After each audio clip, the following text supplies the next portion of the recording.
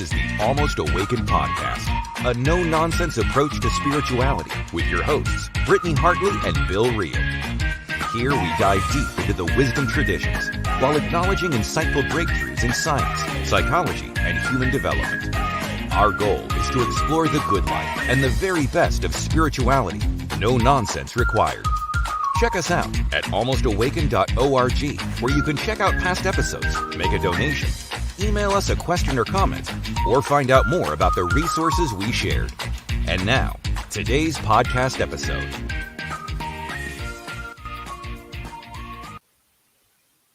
Britt, how are you? Good. How are you, Bill? Good, good. That music kind of abruptly comes to an end there. It doesn't fade out nicely. I'll have to do a little work on that. Hopefully life is going good for you. Everything going well? I don't know if our weather's similar to you in Utah, but it's really warm this week. So I'm feeling a little bit of extra sunshine and dopamine in my life this week, which is really lovely. I don't know if it's the same for you down there in Utah. There's been a mix, some cold days and some warm days. We had our only dusting of snow maybe 4 or 5 days ago, and but otherwise several kind of decent days too. So you can tell that spring is starting to flirt with us a little bit. Yeah, I love it. That makes me excited. Yeah. Well, today we've got a great show lined up. We've got a person on that you and I both know. And his name is Phil McLemore. And so give me a second here, Phil. I'm going to try to fix a few things. And there it is. Phil, how are you today? Great. I was hoping fixing you could get some hair on me, but I just have this halo. So yeah, no. That's we all do the best we can, right? So Phil, you approached me a couple weeks ago and said, "Hey, I've been listening to you guys' podcast on Almost Awakened, and I've got an idea." And you and I have had conversations in the past. I'll give you a moment to introduce yourself to the audience here in a second. But what we thought we would do is have a conversation around some practices that would help our viewers / listeners gain a different awareness about themselves and others and the universe around them. And we thought that'd be really important to the folks that tune in here. And so before we get started, wondered if you might just give us kind of a brief introduction about yourself. Sure. Hey, before I start, I just have to say, Bill, your array of podcasts is so impressive. It just shows a creative mind, and you have so many good people involved in so many podcasts. I try to keep up. Yeah, we're happy with it. It's an umbrella. I think at this point we've got 10 or 11 podcasts under us, including this one, the Almost Awaken podcast. And over the last 3, 4, 5 years, it was just me. And over the last 3, 4, 5 years, we've tried to add really good, articulate, educated, intelligent voices, and Britt is one of those. So, and we have another girl joining us in a couple weeks that we'll introduce to the audience soon too. So it's really great umbrella to be a part of. Yep, awesome. Impressive content, impressive people. Brittany, you and I have interacted just a few times, but I just wanted to say I've always appreciated your very good balance of mind and heart in the spiritual quest. I appreciate that, Phil. It balances very, very nicely. So that matters. Awesome. Hey, I could best be described as, probably a yogic Christian or Christian yogi, whatever sounds best.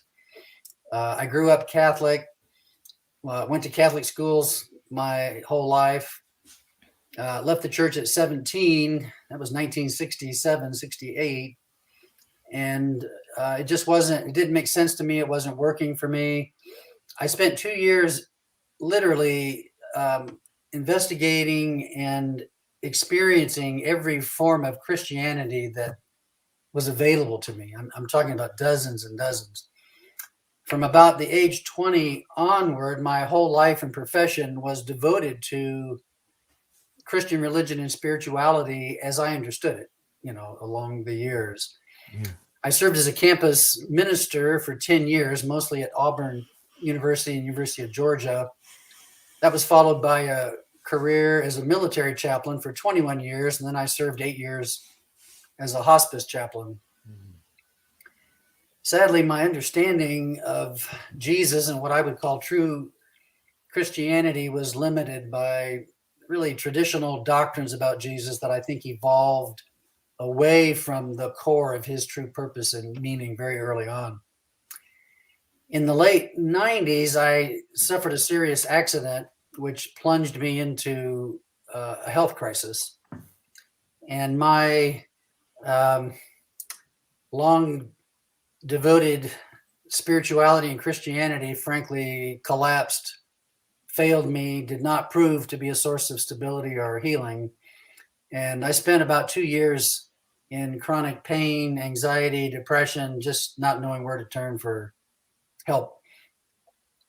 My last ditch effort was to turn to meditation and meditative yoga, which I began to practice faithfully 3 times a day. And to my delight, it was very effective in stabilizing me and bringing about tremendous mental, emotional, physical, spiritual healing.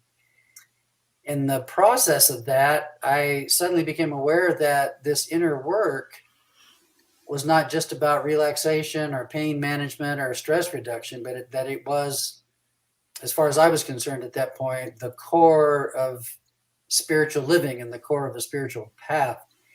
And so once that realization dawned, I really invested myself in serious study of the yoga tradition and the yoga tradition of meditation. I did branch out to study other meditative practices and traditions just to have it all in context. Mm-hmm. And I was blessed. I was blessed to be able to study with Deepak Chopra. He's the one that really got me into the yoga tradition. He helped refine my practice. Later, I then had a 13-year discipleship with a gentleman named Roy Eugene Davis. Roy was the last living direct guru disciple of the well-known Yogananda, who wrote the autobiography of a yogi. And Roy was the founder of a place called the Center for Spiritual Awareness. So I had those 2 mentors to really ground me in the philosophy and practice of yoga. And we're not talking about stretching postures, we've separated that from a deep spiritual tradition for other benefits. But in any case, it was really through yoga teachings and meditation practice that I awakened. And then in that awakening, it was revealed to me the true nature, character, mission, message, and mediation of Jesus, which is, would probably be best described as a mystical form of Christianity. So it was odd that I popped out of Christianity, got deeply rooted in yoga, and then returned to incorporate that. And you're aware, I wrote an article some years ago called The Yoga of Christ. And I wrote that article after this realization that there was, for me, near perfect harmony between what I had experienced in yoga and what I was experiencing in mystical Christianity. Mm. So from 2005 to 2014, I wrote articles. I traveled all over the West, through the South, teaching my yoga Christian blend of spiritual teaching and meditation practice. My mother lived with us the last 17 years of her life, and starting around 2014, she began to decline. So I didn't travel anymore. I did online teaching from 2014 to 16. My mother passed in 17. And since then, I'm just kind of devoted to my personal practice, my family. I've got my little Facebook page. We take care of our children and grandchildren and all the creatures that live in and out of the house. I still work with individuals, typically online, either one-on-one or small groups. I don't do outreach. I don't do advertising. I just respond as people come to me, and there's just this kind of constant, gentle flow of folks. So I still keep busy with teaching and working with folks, but at that much reduced level. Do you still have some of your classes online that you've posted in the past? What happened was they somehow got lost. The person that was doing the hosting for me didn't keep it up. Oh, that's too bad. So they disintegrated and fell apart. Well, that's a lesson in impermanence for all of us, but that's very sad. That's very sad. I mourn impermanence that those are lost. So I've been encouraged to recreate them, and there's a wonderful woman who does internet work that's offered her services for free. So when I stop cleaning up after animals and feeding goats and stuff, I'll get on it. I would love to see those come back online. That's if my vote means anything, I vote for that to happen. I need votes. I need encouragement. We talked about, you're going to go into detail about 7 practices that help us to do what I said, which is to kind of raise our awareness about ourself, maybe our place in the universe, right? And the others around us and how they're connected and disconnected, which I think both things are true from who we are. Yeah. And also just this big, beautiful universe that we live in and that we're a part of in maybe bigger ways than most of us even comprehend on a daily basis. But I want to start off by asking, why? I know why these things are important. I think Britt knows why these things are important. You obviously do, because it's what's interesting to you. But why this topic right now? What's on your mind, and how did this kind of come forth? Well, my life purpose for some time now, 20 years or more, has been to teach meditation as deep prayer, as a vehicle for inner awakening and whatever you want to call it. My language is inner awakening and spiritual rebirth. That practice, for most, there's these few odd people that have these spontaneous awakenings. They're a handful. For most, this process requires quite serious devotion and discipline. And so I've taught thousands. A few get it and dive right in. Many struggle with it, but stick with it and finally get it and establish a fruitful practice. But there's many who give a good effort, but they stop. It either isn't making sense to them, it's not working for them, and they kind of get discouraged and give up. Mm. In working with this latter group over the years, I have found that it's helpful if I can provide a practical, simpler, contemplative practice that can help them what is referred to in yoga as Atma Darshan. It means to glimpse the soul, to have a vision, a glimpse of the deeper reality of God, of the soul, and so forth. Now, I do believe there's no substitute for the work of a consistent, inner work, contemplative prayer, meditation practice. They come in many forms, obviously. But I've had good success with these, what I would call preparatory practices in some cases, to help people get a vision of what's going on. So I'll give you an example. We were on a family reunion. We have a family reunion every June. And we all stay in one place, our whole family. So our children, their spouses, all the grandchildren. And for several years, we went to Kanab and we rented a big giant house there. My wife insists we have a service project every time we have a family reunion. She's wonderful. Anyway, we go down there to work at Best Friends. Best Friends animal sanctuary? Yeah, the animal shelter. Yeah. So we go down there and have our family reunion and do work and then go play. Well, anyway, my oldest daughter, well into her 40s, was feeling a little guilty because here she's the daughter of a meditation teacher. She tried to meditate. It wasn't working for her. And she's feeling guilty and like she's failing me in some way. And so during the during the family reunion, I was always up at 5 doing my morning meditation. So she asked if she could get up with me. So we went up into this loft together and she finally confessed her sin that, she had tried hard and it wasn't making sense and it didn't work for her. And so I said, well, let's do something else this week. Let's can the meditation. And I decided to do a practice I'll share today called self-inquiry. And I had her do this practice of self-inquiry, and we'll talk about it, but it's essentially turning within and asking questions to try to discern what it is about yourself that's temporary and passing and maybe not of that great of value, and as distinguished from that within you that is of eternal worth, of eternal value, of a deeper nature and reality. So anyway, we did that for the week. And then when she got home, she called me and she said, wow, I got it. She said, she even used this language, I got the glimpse. Mm. So something helped in that, something in that practice of self-inquiry opened that little window for her so she could see what the practice of, consistent meditation and contemplative prayer is about. Once she had that little vision, do you see, then the practice made sense. It was easier to commit to the practice, and then it became more fruitful. So what I wanted to share today was 6 or 7 or 8 things that I've used with people that have been helpful. People are different. One thing helps a particular group and another thing others. So yeah. Can I go ahead? Yeah, no, go ahead. Can I ask one question, Phil, before we kind of dive into these?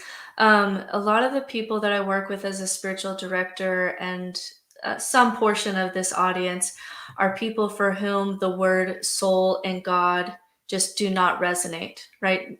Maybe religious trauma, Sure. Maybe just a belief system. In your opinion of working with so many people for so long, is there something missing if you do these kinds of practices with secular language? Are you missing something that's really what you consider to be essential? Or is it something where you can switch out words? So you may, for soul, you may use consciousness, or for God, you may use something like the universal connection between all things, or whatever that secular term is. Yeah. Do you easily switch those out for people, or do you feel like there's something essential missing when you do that? Well, that's a really intelligent, penetrating question. Fortunately, again, I work with people that are drawn to me. So the people that are drawn to me tend to relate to the language that I'm using. Occasionally I get invited to places where that language isn't working, and I will use words like consciousness and essence and deeper reality and so forth. For me, and this comes out even in the ancient yoga scriptures, who aren't envisioning God as a person up in the sky, right? Those scriptures still describe God or the deeper reality as both personal and impersonal. And for me, there's something about being able to experience, let's say, the deeper reality or pure consciousness in both a personal and impersonal way. There seems to be a balance and a harmony there that makes the whole practice, intimate, enjoyable. I was listening to a podcast by Rupert Spira a couple of weeks ago. I don't know if you're familiar with Rupert. He's one of the worldwide main teachers of non-duality, and he normally talks in this kind of impersonal language that you're talking about. Mm-hmm. And then all of a sudden he used this phrase, impersonal but intimate.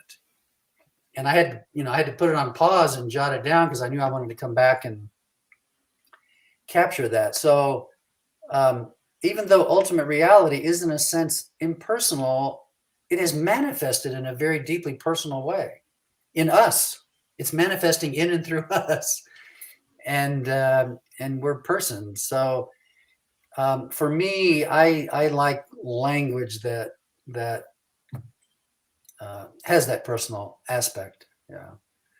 Others don't, right? I mean, I figure once people connect, their minds and hearts can be open to that deeper reality, then they're going to be led or guided in a way that's going to nourish them deeply. So I don't worry too much about once people get it, then I'm happy to let the bird fly, let them go on their own, and whatever tradition they. Yeah, language is hard. There's such a difference between, in my work, I find myself really separating kind of subjective and objective when I'm using language. So if someone says I'm feeling like I'm a part of the body of Christ, subjectively I know what that feeling is, but I Right. may use different language if Right. I'm in an objective conversation about what's really going on here. And so the language just gets really tricky because subjective experience, whatever word that we've described for God or soul, we know what these feel like. But then when we're having objective discussions about the scientific nature of reality, you know, we can maybe get a little bit more strict with the language when we're trying to figure out what's going on here. But those two things kind of have to be held in tension, just because the language around this is just always so hard.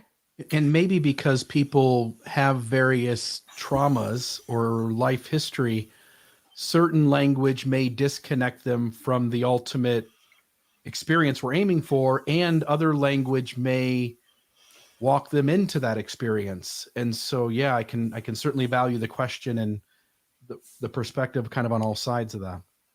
Yeah, I agree. And you want to meet people's needs where they are, right? You don't want to insist on a particular way or a particular language if it's not helpful at the time.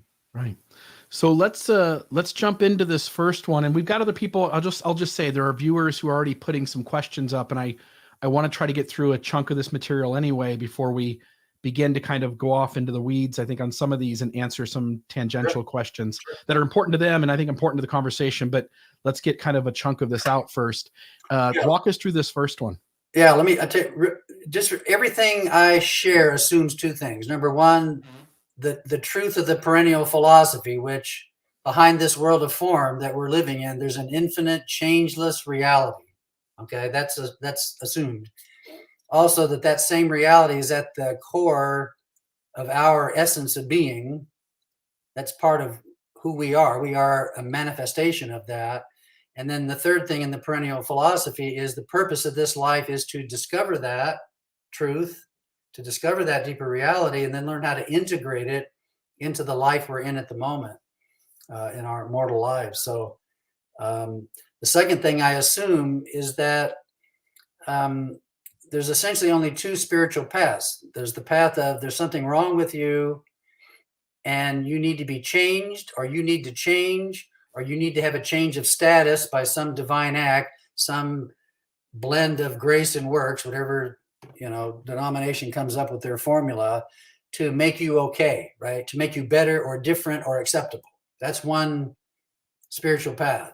Many groups fall into that. The other spiritual path is the awakening path, which I promote, which assumes the truths of the perennial philosophy, that in the essence of your being, there is goodness. There is the nature of the divine, and the spiritual path is about awakening to that, not changing substantively what you are, but bringing you into what you are. So all of these practices assume that perspective. Yeah. So, all right. Oh, I can't resist this. One little story, and we'll dive in. I'll go quick. In 1959, I was 9 years old, and I was in bed asleep. We always slept in the dark in our family, so the room's completely dark. And somehow that one night, I reversed myself in the bed. So my head was where my feet were and vice versa. I woke up in the middle of the night to go to the bathroom. And so I turned the way I would normally turn to get out of my bed, and I hit the wall. Well, all of a sudden this panic set in because there was supposed to be an opening there. And I kept moving and banging into the wall, terrified. And so I turned back over. Of course, it's all dark in my room. I could just see faint images. And you're 9 years old, and what comes into your mind? Well, I assumed I'd been kidnapped and taken to some strange place. And as I looked over, there was a chair and I could barely see, and there was stuff there. And the stuff in the dark, it looked like there was a person sitting in that chair watching me. So I was terrified, horrified. And so I waited, and the person didn't seem to move. And I thought, well, maybe he's asleep. I got to escape. So I looked around the room, and I could see there were blinds over a window, and one of the blinds was just the teeniest sliver of light coming in. So I moved very, very slowly. I slipped off the bed. I crawled on the floor, very carefully. I moved up to that blind to get a clue where I might be and how I might escape. And as I lifted that one blind, I looked out. Lo and behold, I saw the tree in our front yard, right? And I thought, wait, that doesn't make any sense. So that one little sliver of light came in the room. I turn and look, and all of a sudden I realized the chair was my chair and the guy was clothes piled on top of it. And I was suddenly reoriented to my place, right? Does that make sense? Mm-hmm. One little sliver of light was all it took to create that reorientation. And that's what we're looking for here. Do you see in these practices? We're looking for a sliver of insight, of perception, of light that's going to orient our lives to that which is true and ultimately meaningful. So let's dive in. I've got a couple of here. I'm calling these practices to awaken awareness of a deeper or stable presence or self in yourself and in others. So the first one is very simple. You stand in front of a mirror and you gaze at your own face and you stare into your own eyes. Now, there's something about faces and eyes, I mean, I don't know who came up with that expression of eyes being windows to the soul, but somebody picked up on something. There's magic in the eyes. And you can gaze at your face and then gaze into your eyes open. And, you can ask the Zen question if you want. One of the first Zen koans is, what was my original face? So, you can ask that question. I have to admit, I was stupid enough when I first asked that question in the koan to try to imagine a different face that I had maybe before I got here. Of course, it's a bit simplistic and absurd. But as you gaze into your eyes, you can start to have an experience of presence, of something present with you or within you that's beyond what you're normally thinking and experiencing. So, in that koan, the original face is no face. No face. Your original face is no face. It was a state of being in existence deeper than this face. And that face is more really you than the face you're looking at, which is good news for me. I remember I was staring in the mirror one morning. I didn't realize my mother had walked up behind me. And as I was staring, I was looking at all the changes and the wrinkles. I'm an old dude now. And I can remember, I said out loud, I said, gosh, who is this? Who's this old man? I said, I still feel like I'm 17. Yeah. And my mother standing behind me, who was probably 82 at the time, just said, yeah, I feel the same way. And then she walked out. There's something when you do that gazing into your eyes, you start to become aware of something in you that hasn't aged. Does that make sense? Mm. Yeah. Presence. There's something that's always been there. And you can start to discern that. It's a little window. Another thing that you can do that's similar to this, we did this at the Chopra Center. You can do it with people you know. It seems to work better with people you don't know. When you know people, there's, you laugh and you got too much in your mind about who the person is. But with a stranger and you don't know anything about them, he would have us get together in twos and gaze into each other's eyes as we ask the question, what's the difference between you and me? I'm telling you, I expected, it sounded so simple. That's powerful. I thought this goofy thing up. I'm staring into this stranger's eyes. They're staring into my eyes, and I'm asking the question, what's the difference between you and me? And suddenly there was this profound awareness of a presence that we both shared. There was a common self, a common presence, whatever language you want to use, that was quite amazing to me. Again, it awoke in me through the interaction with this other person. And it was a little weird throughout the whole, it was a week-long event, and throughout the whole week at meal times and stuff, it was hard not to associate that experience with that other person. But this eye gazing, either yourself in a mirror or into the eyes of another person asking that question, can be one of those windows into the perception of presence beyond I love it. I haven't spent a whole lot of time looking into my own eyes, other than, like, as you point out, you're brushing your teeth or combing your hair or whatever, and you do look at your eyes and you're measuring kind of, what about you is different? What about you the same? Are you the same person you were 10 years ago? But I've done some exercises where I've spent time looking into other people's eyes, both strangers and, people I care about. My wife, for instance, in marriage therapy, we've at times sat and stared into each other's eyes. But you're right. It's much more powerful, I think, with a stranger for two reasons on both sides of the coin. One is that you sit with at least your assumptions about their life and what makes them different. And also that realization that you're pointing us to, which is they're just me under a completely different set of circumstances, dispositions, life experiences, traumas and joys, and the reality of what makes another human being not you is something beyond the thing that is permanent, right? Like there's... Oh yeah. So fascinating practice, I think, both looking into your own, because I'm actually now interested to do that, but also at least some anecdotal evidence that there is some life-changing awareness, things that can come up in staring into someone else's eyes. Yeah, now with you don't want to get beat up on the street, so it's hard to engage a stranger. Say, hey, let's gaze into each other's eyes.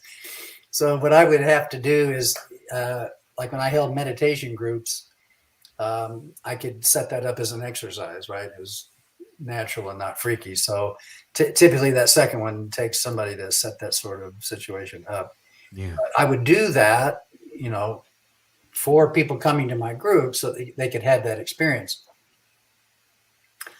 A second one that we also did at Chopra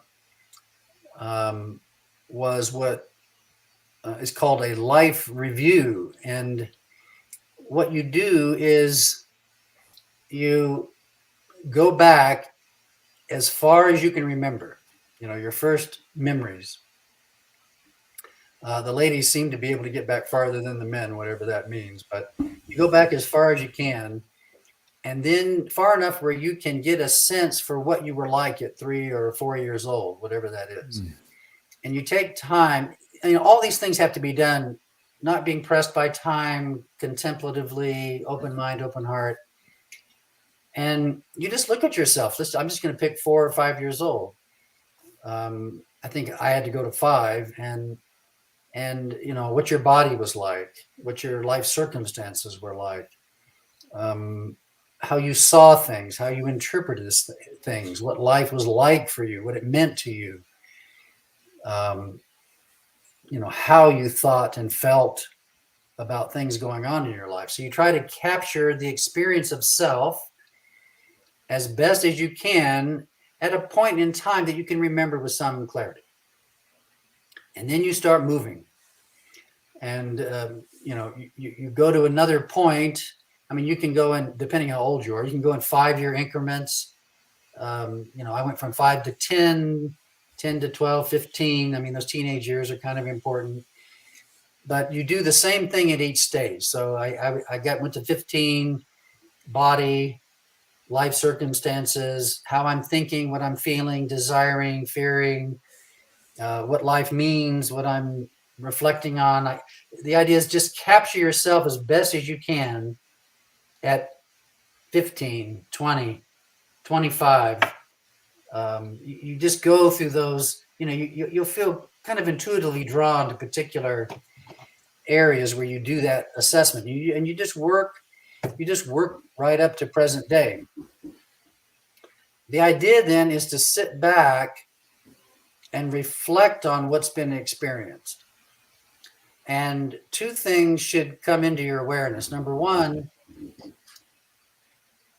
you have changed a ton, right? The 5-year-old Phil is very different from the 70-year-old Phil, and every stage in between. So my life has been a succession of changes: physical, mental, emotional, life circumstances, ways of interpreting and seeing life, and so forth. I mean, it's just, it's an overwhelming cascade of change after change.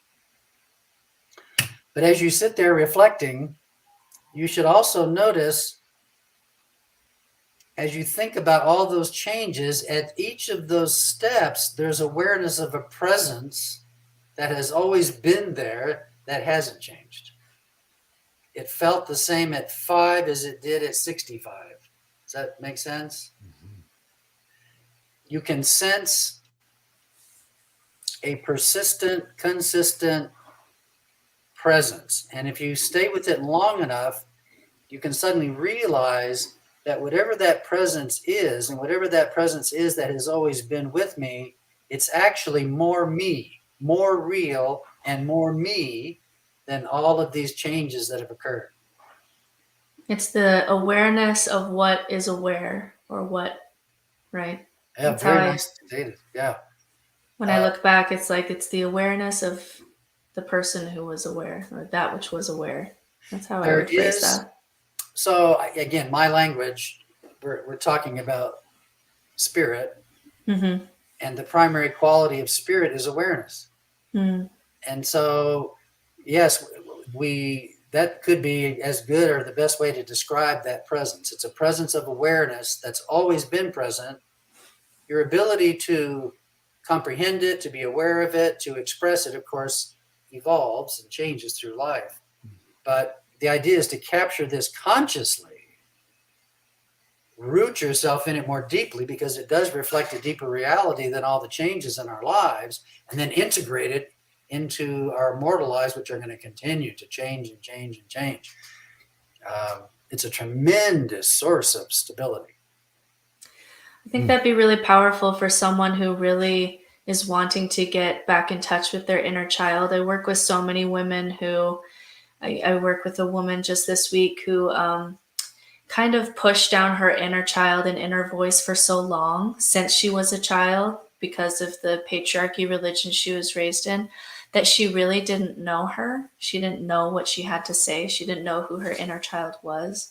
So I think that would be a really powerful exercise to do with inner child work. I find that really beautiful pairing. Yeah, and you can even do it backwards. So we also did an exercise that he called life regression. And I don't know how serious he was about this. I know he believed in reincarnation in some way, but he had a group of us, and he took us from present day in 5 and 10 year increments back through our lives. And then he would get us to birth, and then try to get us past birth, right? To try to remember a former life. And I was pretty curious about how this was going to work. What happened to me was a little odd, and it relates to what you said.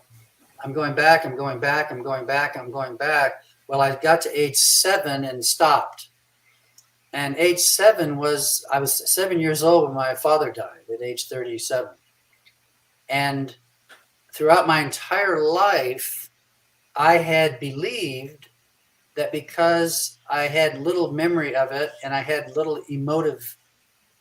there seemed to be little emotive impact of losing my father at age 7, that I just somehow coped with it well as a child.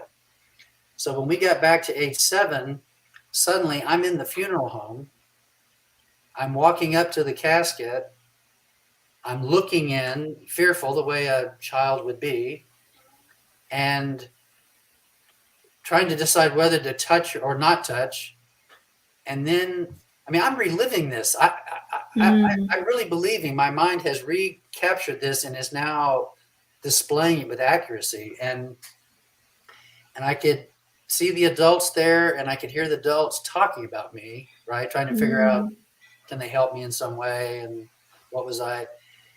And I suddenly stepped back, and in my mind is saying, I've lost my father. There was so much emotion. I almost had to leave the room. It was, it was time to weep, really. I had no idea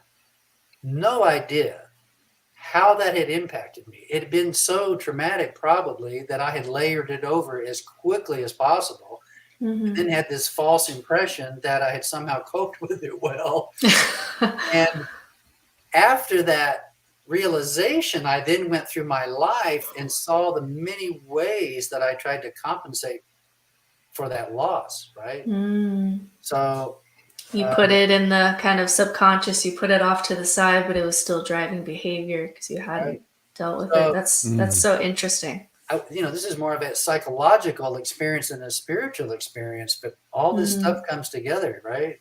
Yeah, that's really beautiful. When it starts going into past lives, that's where people that's where Deepak gets in trouble with people like Sam Harris is like, no, Deepak, you can't do that.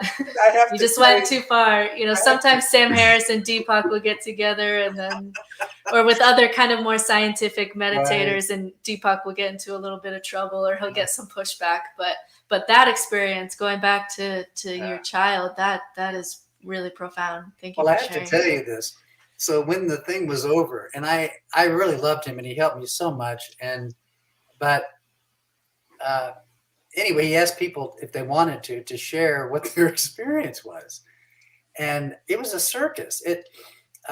One lady was Cleopatra, and another guy was a slave who was at the foot of the cross of Jesus. And way too many people are famous. Maybe too many people, when they go into a past life, they're a war hero, or there were no slaves. There were no bricklayers in the pits of Egypt.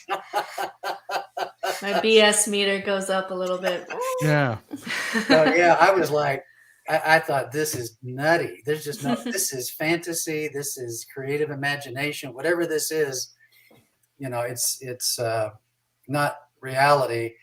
And my second teacher, guru, Roy Davis, he hated that stuff. If you came to him with that kind of stuff, he'd stand you in the corner for a week. He just wouldn't tolerate it. So anyway, this life review, whichever way you do it, you can have this experience of self as change, self as non-change. Yeah, and I love it. And again, I'll just emphasize, I also can find value as long as we stay in this life and don't climb into another. But no, it gets into craziness. It gets into fantasy and the imagination, and it's not very helpful. No, not at all. It is interesting. Maybe there is something there in terms of if we understand that maybe that's fiction, if we go beyond this life, and to recognize maybe what kind of personalities people are drawn to think they were.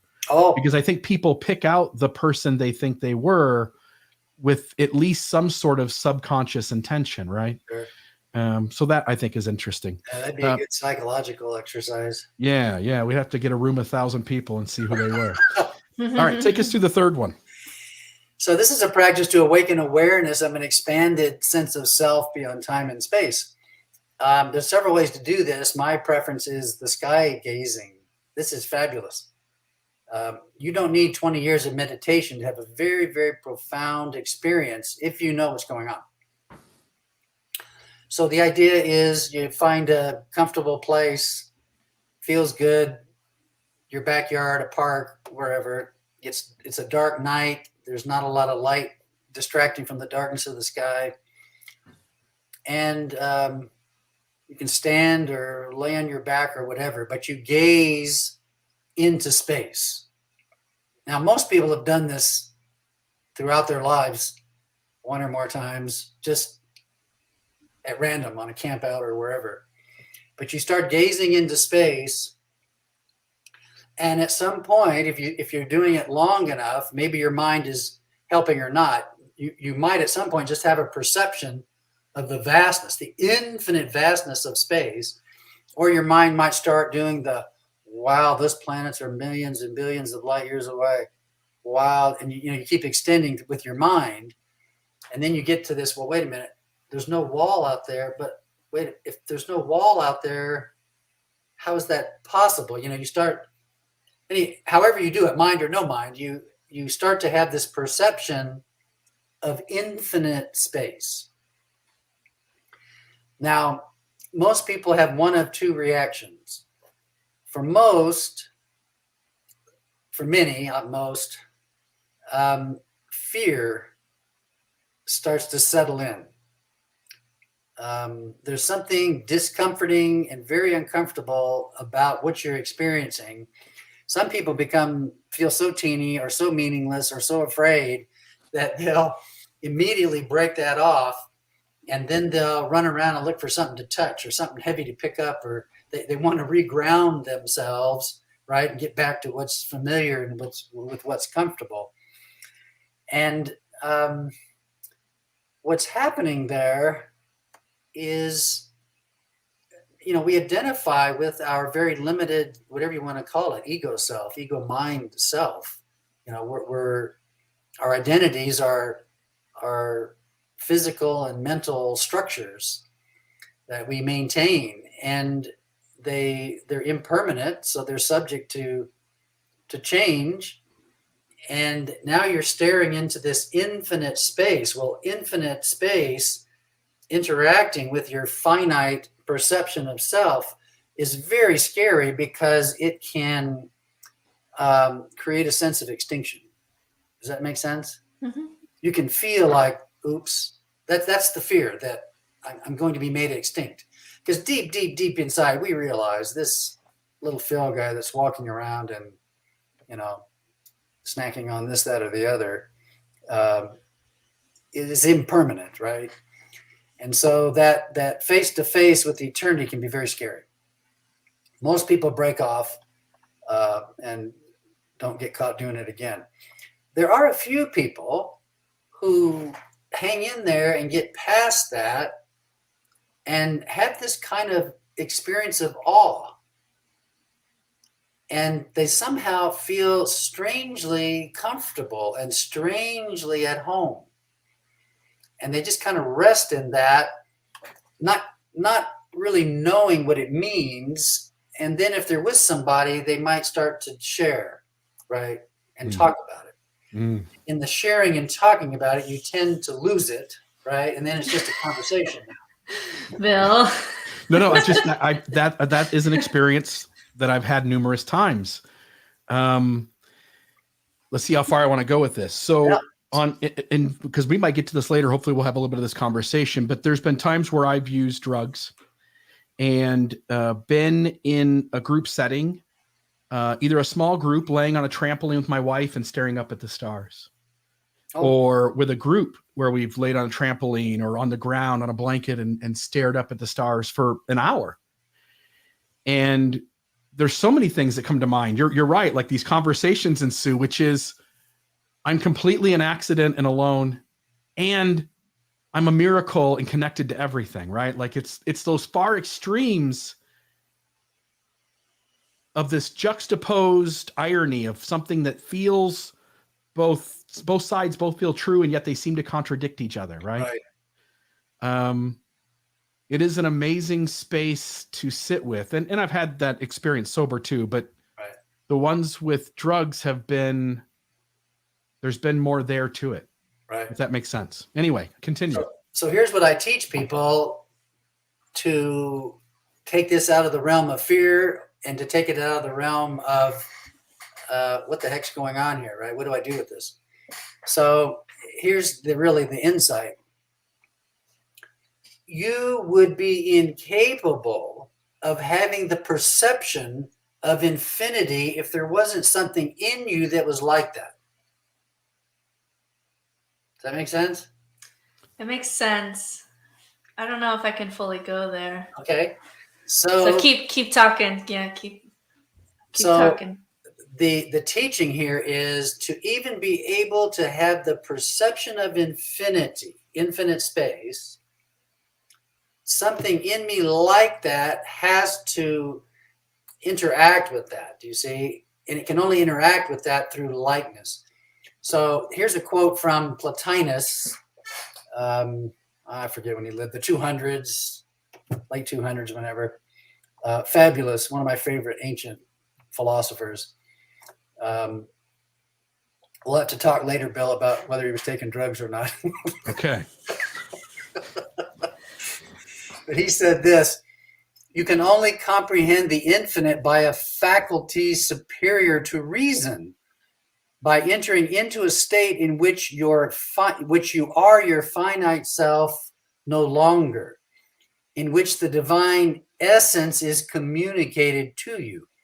It is the liberation of your mind from its finite consciousness. And then he ends it, like can only apprehend like. So I try to convince people, look, you don't need 20 years of meditation to have an experience of the eternal nature of your own being, your essence of being. You gaze into the sky, you have the experience of infinity, you realize something in you is like that, or you couldn't be perceiving this. What happens is we project that experience into space and don't realize that we can now, once that's perceived, we can now turn our attention back within ourselves, see, and have a little bit of an awakening there when you suddenly realize that what I'm perceiving out there is also true in here, right? So it's that famous ancient saying, oh gosh, I've already lost it. As is the macrocosm, so is the microcosm, see? So you're using this more tangible, lack of a better word, experience of space to then turn that awareness within, experience it within yourself. Yeah, and I'll blend maybe the two of you, because I'm with Britt. And again, we're all different. I don't mean that my ground is right and your ground's wrong. The way I look at the world is whatever I am, whatever that consciousness is, that consciousness will come to an end when this life ends for me. And the person, me, who is aware, that awareness will close off. I'll take a dirt nap and that'll be it. But on your behalf, I also say that when I do this practice, I realize that, and I'll use the marker of 13.2. Somebody corrected me last week and said, Bill, it's 13.7 billion years. Like as if 0.5 billion years in the whole scope of the conversation makes a difference, right? But let's say 13.7, just so he's happy. 13.7 billion years ago, something happened. And my logic says there was something before that too. Sure. Otherwise, something can't happen from nothing, right? So 13.2 billion years ago, this explosion somewhere occurs. And then everything is the creative energy of that moment that never left. It continued on and it expanded and spread out. It changed its rate of speed. It started and ended certain processes all along the way. And in those processes, an earth formed and there was algae in the ocean. And at some point there was, two-legged and four-legged creatures. And at some point there was me. And that I am a product of that creative energy from that 13 point something billion years ago. And if I allow myself to think about it, that creative energy that is me and is everything else will be something else in another 13.7 billion years. And in that kind of framing, I can recognize that I am eternal. I am forever. I am everlasting, even if the guy known as Bill comes to a close after whatever his life is. Yeah, boy, this could lead into discussions way beyond our scope here. In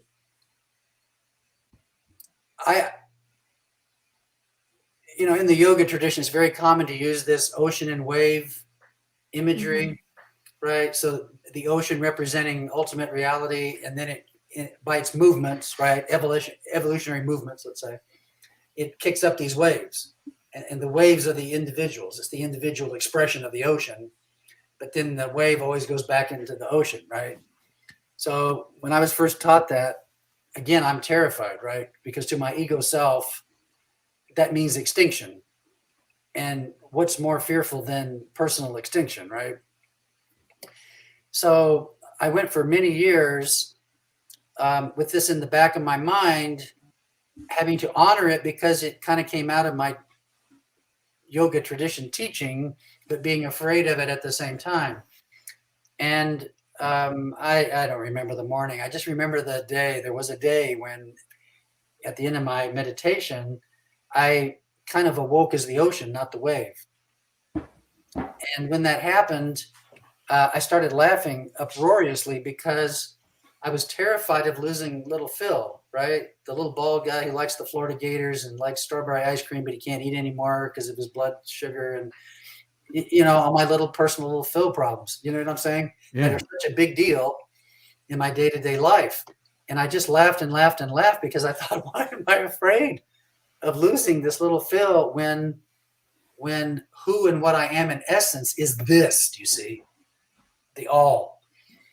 And I got snapped out of that state by a noise and then a sight, and then my mind started up, and then it was, I got to go to work and eat breakfast, you know, back into little Phil. But the fear of that left later, and I think we have to go to these extremes to ultimately get balance. Later, as I was rejoicing in the fact that I felt stability and security as being the ocean, let's say, as I was having that experience in meditation one morning, Phil was still there. I sensed a distinction. I'm going to bring this up in another one here, but it was like, well, wait a minute. I didn't go away. And I didn't go away because my particular expression came to this realization of pure existence being consciousness in a unique way. You talked about uniqueness earlier, you know. I've experienced life in a way that no other human being has, even though there's trillions of human beings. There is a uniqueness to what I've perceived and experienced, and that uniqueness doesn't go away. So I get my butt kicked quite a bit by, you know, people that are into monism and certainly Buddhists. But I really believe the ultimate mystery, the ultimate revelation is this union of the infinite with the finite, you know, the personal and the impersonal, right? The universal and the particular. There is a point of paradox. And of course, paradox means it's a cross. It's a point of paradox is where two contradictory things become one. They're both true at the same time at that one special point, you see? And so I am a proponent of universality, my identity as an unchanging universal consciousness, but at the same time, an individualized aspect of that doesn't go away. Mm. And later when we talk about brain, I do want to talk about consciousness when the brain dies. So I'll save that. Yeah, cool. Yeah. Mm. Okay. Any thoughts there, Britt, or we'll jump into number 4? Yeah, can I just take a second and translate that into my heathen secular ways? Please, because I want to build a bridge here too, so people don't get. Yeah, I think where I like have, it's almost like an allergy, and it speaks more to my own religious trauma than about ultimate reality. So I'm admitting this is my own perception, but you know, in secular spaces, sometimes this is called, you know, that all that is consciousness, which is fundamentally mysterious, and objects in consciousness. And you can actually kind of step back from all the objects that are coming into awareness and actually sit in pure awareness, sit in consciousness. And I've had many, you know, big experiences with that. You know, I've done headless kind of meditations where you actually kind of feel like you don't have a head, you know, it's just awareness. Like I'm not a person behind my eyes, right? And then, you know, little experiences too, where you can just settle into what you're talking about, the wave, just kind of settle into consciousness and just watch the objects in consciousness come up, whether that's sensation or feeling or all these things. I think where I have like a hesitation is that I see in religious traditions, because all religious traditions will dive into some aspect of what we call the ocean, right? Settling into some kind of experience. But then what happens is, you settle into awareness or consciousness, and then there's a therefore. Therefore, I am eternal. Therefore, God exists and he's like this. Therefore, I'm a part of the body of Christ, and therefore Christ must have died for whatever the therefore is. Sure. And so I think what helped me is I kept kind of chasing for ultimate reality, and eventually I just kind of had to realize that I wasn't spiritually progressing. And I just kind of had to step back and say, I'm just going to experience whatever this is, consciousness and objects and consciousness, without having to do a therefore about ultimate reality, because we're just really bad at that game. Like historically, the therefore, we're just bad at it. And eventually I just kind of had to step back and say, therefore nothing. It just is. And I think that's just my own personal spiritual journey, but that's kind of where I go with that is I can validate the experience, but I'm very sensitive to any therefores about ultimate reality. That makes sense. Yeah. But I think the gist of what you're saying, Phil, in terms of discovering that you are interconnected to the processes that brought you here over a long, expansive time, essentially forever, and will continue in the sense that you're part of that creative energy into essentially forever going forward. And I think that awareness is a huge resource to people to show up differently in life once they learn it. Yeah. And, most that are into this don't agree with me. I mean, most take this to the logical extreme of it makes no sense for individuality to persist. Yeah. I'm just sharing my experience that I went fully there. I was willing to give up, little Phil, right? And I had tremendous rejoicing in experiencing myself as unbounded awareness and being. And I was quite surprised. And for me, this is the lose your life that you might find it, right? For me, it was a return, and I don't believe I could have experienced what I now call as genuine individuality if I hadn't experienced the loss of individuality. So there was the death and rebirth in that understanding for me. Yeah, that's really beautiful. Yeah. Hey, I'm gonna have to take more mushrooms, I think. Because I'm open to experiencing that, and then once you've experienced something that you haven't experienced before, you have little choice but to change how you frame the world around you. Right.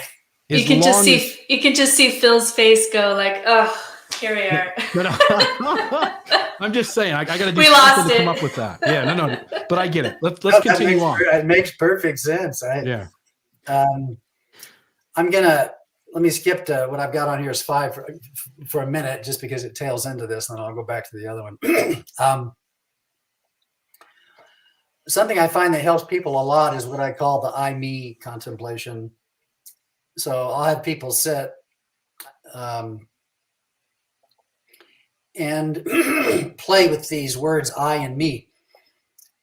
And the me, the neat thing about me is when you say me, there comes a flood of all the things you identify with and your understanding and your sense of self as you are most of the time, how you experience yourself.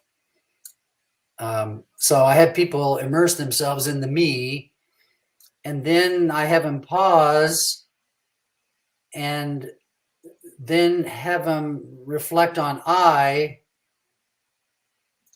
and to look behind the me to see if there is an I. In other words, me is clear. I know who me is.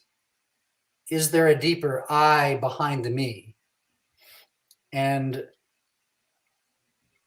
so the reflection here is, here's me up front. I know this quite well. Is there an I behind this? Is there an I deeper in awareness? And of course, that I, again, is that presence that's always been through us that we talked about like during the life review. This works quite well for some folks. Me, I. And then you settle into the presence of I and reflect on I. And again, the idea is for a person to have a sense of that within them that is not changing. Do you see the stability of presence, the stability of being, the stability of awareness, consciousness, and I might even toss in soul. So that's a helpful little practice for some. Let me tell you what I like about that one. I really like how you're still kind of, by working with both, you're still holding both of those, because something I've found with women who are doing, they'll dive into some meditation where you really just dissolve the ego. There's sometimes, not always, but there are some times where that can be psychologically unhelpful, right? Yes. Psychologically damaging, especially if you are the kind of woman who, due to however you were raised in religion, really has never had a sense of ego, right? Because if you were raised to say your value is in the service you give to others, right, then you really don't have a sense of me or my needs or my boundaries or my voice, right? And so some of these ego dissolving things can be helpful for men who are leaving on a business trip and going to go meditate for 3 days, but not helpful maybe for women who don't even know what their inner voice or what their me or I really is, because they've kind of suppressed that. And so I really like that practice, because it's not a dissolving of the ego. It's just kind of an awareness of noticing, right? And holding both of those, which I think is a lot more psychologically helpful for those people for whom ego dissolving is really not what they need at that time. Yeah, boy, that's a valuable reflection. So what I like about that is you can ease into the I, still not lose your anchor in me. Ken Wilber pointed out, oh gosh, a long time ago, that for people who don't have a healthy ego formation, to do things that move you in the direction of transcending ego can be quite disturbing, if not dangerous psychologically. So his recommendation for people like that was to maybe do some therapeutic work, ego work. I mean, you want a healthy ego to transcend, not a damaged ego, right? Yeah, I remember, and this is personal to me too, when after I had my first child, I had some significant depression, and the kind of depression that I had was a dissociative kind of depression where I really wasn't fully there, which is really common for women after they have children to have some kind of depression and feel like they're not fully present. So someone says, you should go meditate, to just calm down your stress and anxiety. And so I try it, and I do this kind of dissolving ego thing, but it was so damaging for where I was psychologically that it took me about 4 or 5 days to come back to the world, which was not what I needed at the time. Like someone asked, do you want this for breakfast? And I wasn't even Brittany who knew what I wanted for breakfast. Like there was no concept of Brittany anymore. And that was not helpful, but I didn't know that, they just, I was just trying to find something to help at that time. But it's a really good thing to be aware of, which is really why I like how you framed that practice. That just seems like a really healthy way to do that. Yeah. Oh, that's awesome. Thank you. That's that balance I like in you. You know what I'm saying? Because I don't exactly get it. In my mind, when I think of me and I those are interchangeable. And so I'm missing what it is I'm trying to get at. And so could you, just for maybe anybody else in the audience who's going like, hey, look, me, I, same word, essentially, what is it? When I think about the me, I'm thinking about just that surface level, who I am. Right. But when I look for I, am I trying to look for something else, right? Something else that's not me. Yeah. It's not now again, one of the, these exercises resonate different with different people. So for some it makes sense, for some it doesn't. But it's not that you're looking for something in particular. It's more becoming. See, once you start looking for something, you objectify it. Once something is made into an object, it is not going to be perceived as part of the deeper reality. So the idea is to it's more, rather than looking for something, being aware of the presence of an I deeper than the me. Okay. If those words don't distinguish well, then it's not going to be a great exercise for you. But Yeah. it's better to move back with open awareness, seeing if there isn't something deeper than this me. Gotcha. Right? With ice cream and blood sugar and whatever else is going on. And his favorite football team getting beaten badly. Now there's depression. Yeah. You know my team it is. Oh, you're just a masochist with your team, Bill. I mean, you must love to suffer with that. Hey, team. we have a mantra. We have a mantra. It's called "There's always next year." She's turning the knife. Okay, let's go to the next one. This is the self-inquiry practice I taught my daughter. It's a fabulous spiritual practice. It's been around for thousands of years. Catholic mystics called it the via negativa, the negative way. I'm pretty certain that this developed because early sages, sensed there was a deeper reality, and with their minds were trying to figure it out. And they came to a point where they realized there's something here that I can't conceptualize. They could feel the limitation of thought in that sense. And so one of those smart guys or gals decided, wait a minute, let's go the other way. Instead of trying to positively grasp and understand what that is, right, that out there, let's start taking away everything we know that it can't be and see what's left. So that's essentially the negative way. So the way this is classically done, or at least the way I do it, is you take, this is about a 30-minute exercise. So you comfortable place, not disturbed, a bit reflective, inward turned.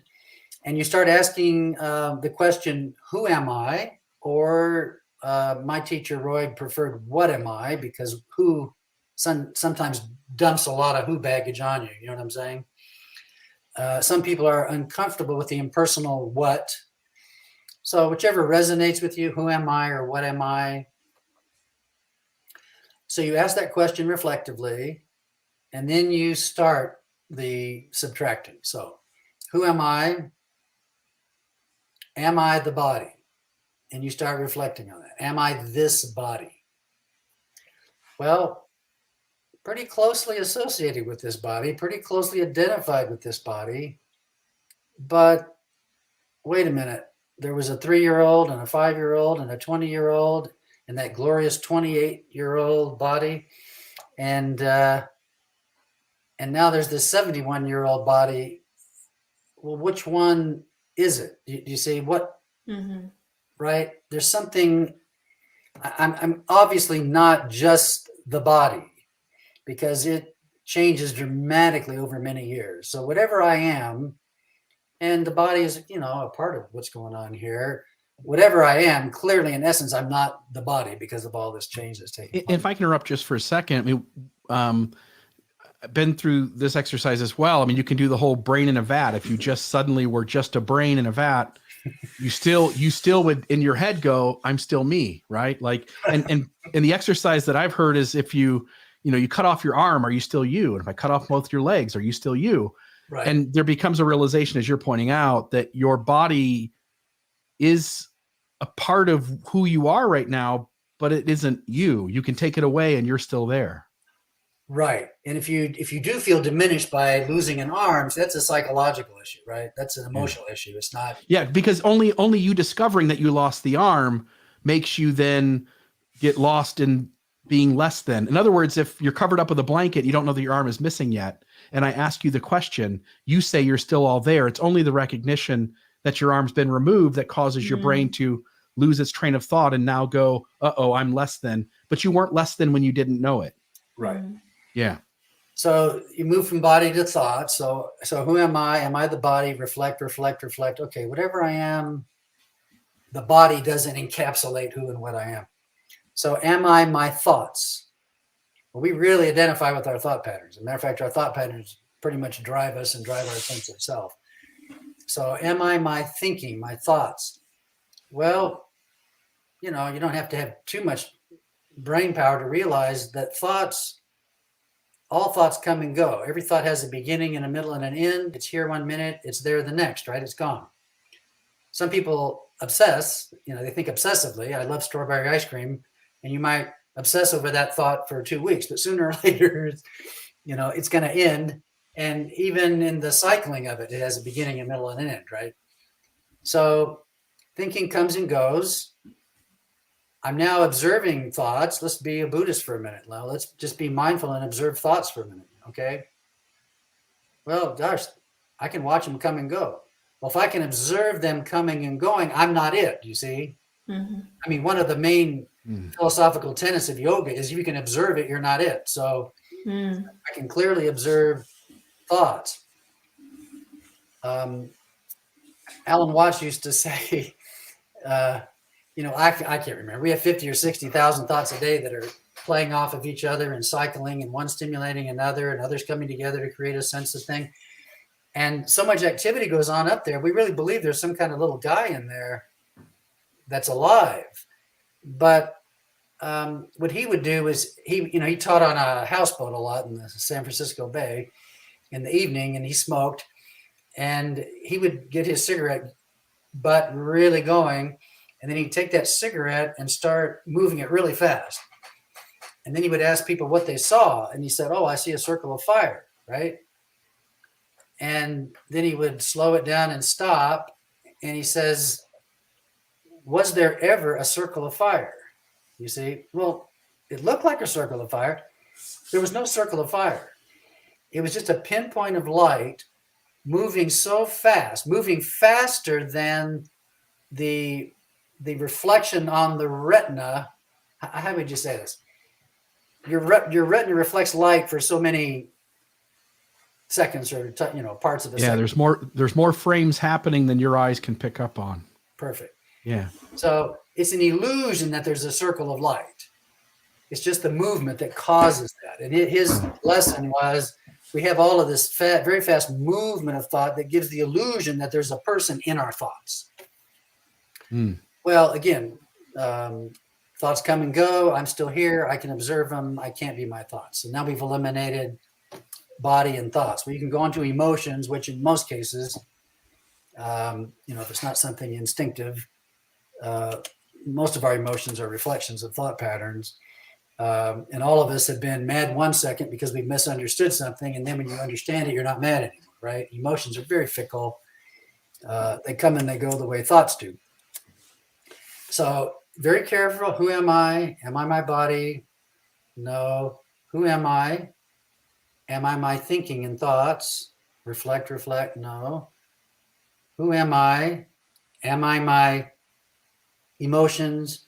And this is just the way it goes. Fears, needs, desires, life circumstances, personality characteristics. I have a certain laugh. I had because my father died young, I had a couple of surrogate fathers in between. And there's this one man that kind of took me under his wing career-wise and did a lot of wonderful things for me. And I was playing foosball with a friend of mine at the University of Florida rec center, and we're playing foosball, and all of a sudden I started laughing. He goes, "That's weird. You're laughing like Jim," And it was obvious that what had happened, I loved this man so much, somehow I had picked up his laugh, and I'm now laughing like him because I want him to be a part of me, right? My friend is going, "That's weird." Well, is it my laugh or his laugh, right? We pick up things. Our personality picks up things as we go along. So even our personality characteristics, are hitchhikers. So the idea is to go through this list. Who am I? Reflect. I'm not this. You subtract. And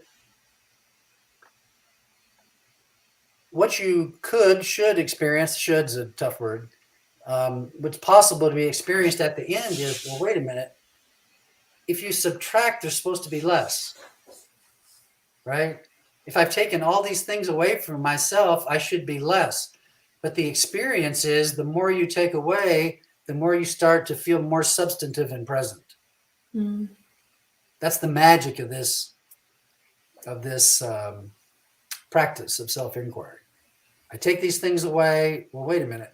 Not only am I here, I'm feeling myself here more substantively than I ever have before.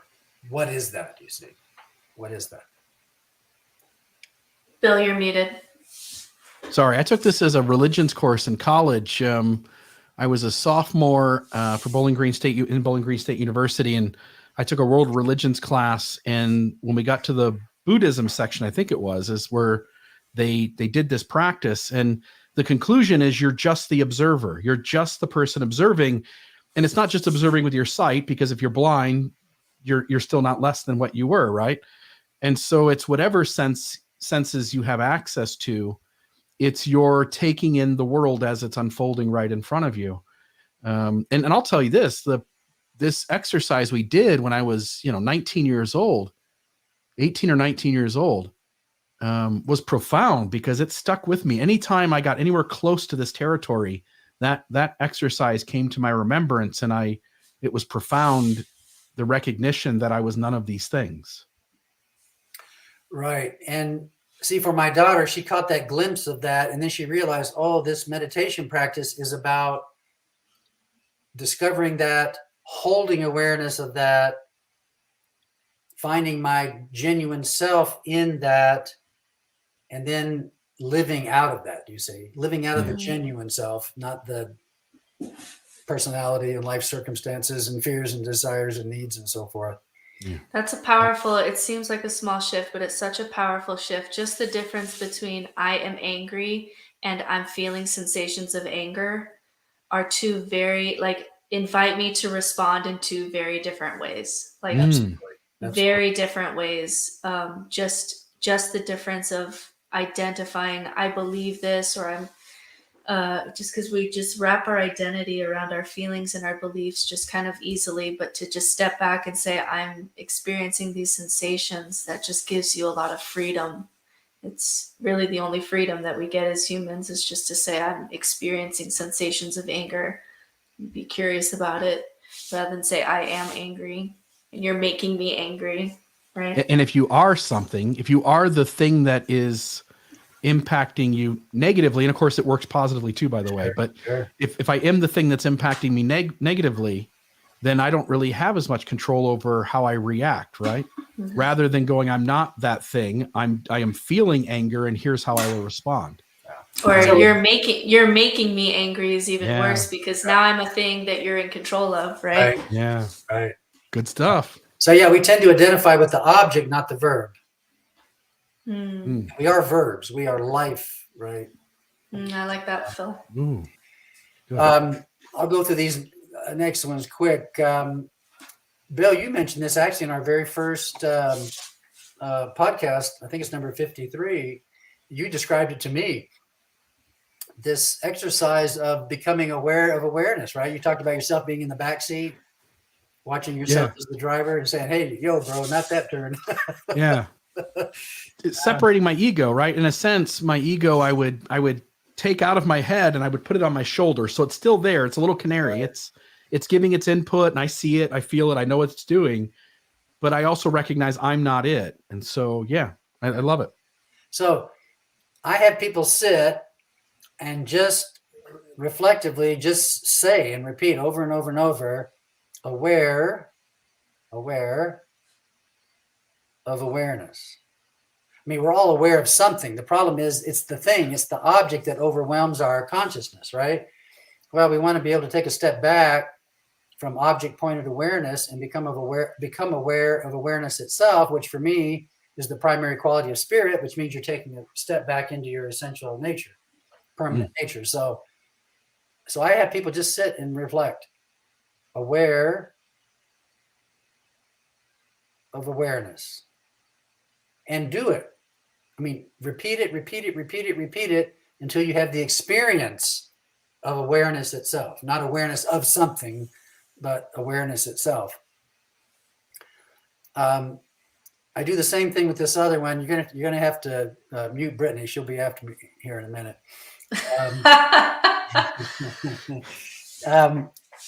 People who are God oriented, I find this works really well to repeat this mantra: God in me. And a lot of people can kind of take that step. God in me. They can feel presence within. And then God as me. That's a bigger step. Just repeating that until it becomes a really an experiential reality. So God in me, God as me. See, in some way, God is in me, but God is also acting as me. We get the me screwed up and it doesn't look anything like God. So that creates all kinds of problems for us. But I have people reflect on that. And after a while of repeating that and just holding it in consciousness, they feel a very profound union, intimate oneness with God. And it awakens a sense of presence within, divine within. It's just another phrase or mantra that can be used to try to capture that deeper reality. Yeah. And I just want to know, and it goes back to kind of the pushback we were giving earlier, which is when we use the word God, it implies, for many, it's triggering because it implies there's a conscious being out there who's sharing space with us, for instance, in that exercise.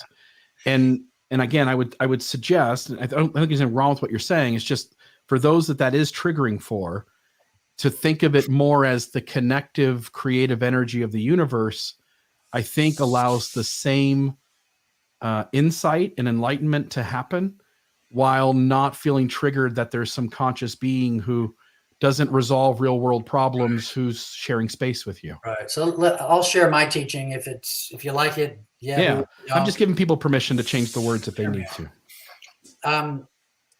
When people ask me who or what is God, I never describe a person. God is pure consciousness, existence, being. That's what spirit is. Spirit is formless reality. God is formless reality. Okay.